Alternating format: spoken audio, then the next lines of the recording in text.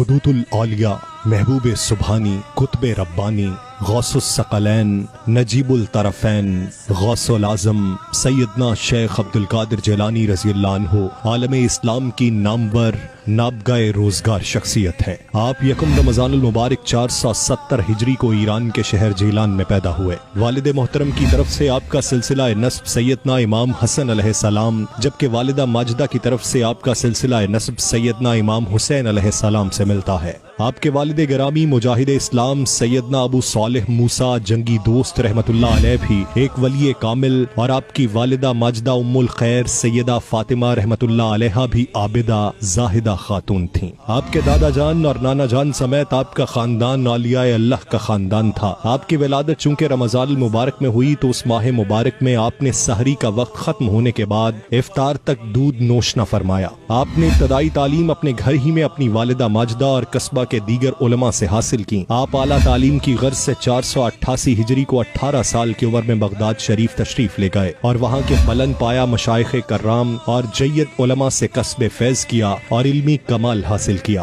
آپ نے ہر فن کے لیے اس فن کے ماہر اساتذہ کے سامنے زانوئے ادب طے کیا۔ آپ کے مقام ولایت اور شہرت کا بنیادی سبب آپ کی علمی عظمت اور مقام و مرتبہ ہے۔ عراق کے گوشے گوشے سے بکثرت علمی سوالات آتے جنہیں پڑھ کر آپ فوراً جواب لکھوا کر ارسال فرماتے۔ علمی وسعت اور قوت حافظہ کا یہ عالم تھا کہ مشکل ترین مسئلے میں بھی کتب کی طرف رجوع کی بہت کم حاجت ہوتی۔ آپ 13 مختلف علوم پڑھاتے تھے اور ہر علم کا علیحدہ علیحدہ وقت مقرر تھا۔ آپ کو علم و عمل، حال اور فتویٰ نویسی کے اقلیم کی حکمرانی حاصل تھی۔ مشکل ترین علمی معاملے کے حل کے لیے آپ ہی کو مشکل کشا سمجھا جاتا اور فقہائے وقت آپ کے جواب پر سر تسلیم خم کرتے۔ آپ کی مجالس عرفان میں اکتساب علم کی غرض سے بڑے بڑے علماء اور فقہا موجود ہوتے تھے۔ آپ کی مجلس میں شریک ہونے والوں کی تعداد ہزاروں میں ہونے کے باوجود جب آپ واز فرماتے تو تمام لوگوں تک آپ کی آواز برابر پہنچتی۔ سیدنا شیخ عبدالقادر جیلانی رضی اللہ عنہ نے اپنی تعلیمات سے امت مسلمہ کے علمی،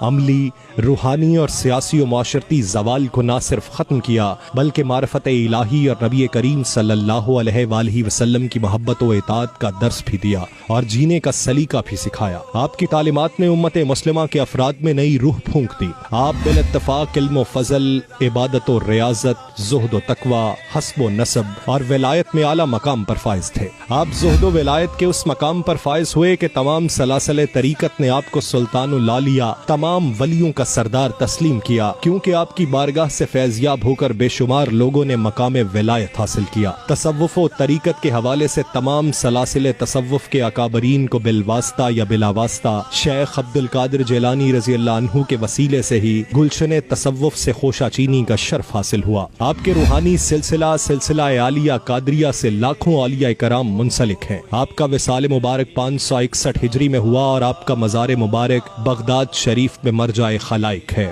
ہر سال 11 ربیع الثانی کو بغداد شریف میں بالخصوص اور دنیا بھر میں بالعموم آپ کے عرس پاک کی تقاریب کا انعقاد کیا جاتا ہے۔ دور حاضر میں آپ کی تعلیمات و فلسفے پر عمل پیرا ہونے کی ضرورت ہے۔ آپ کی ذات بالخصوص صوفیاء کرام اور بالعموم امت مسلمہ کے لیے مشعل راہ ہے۔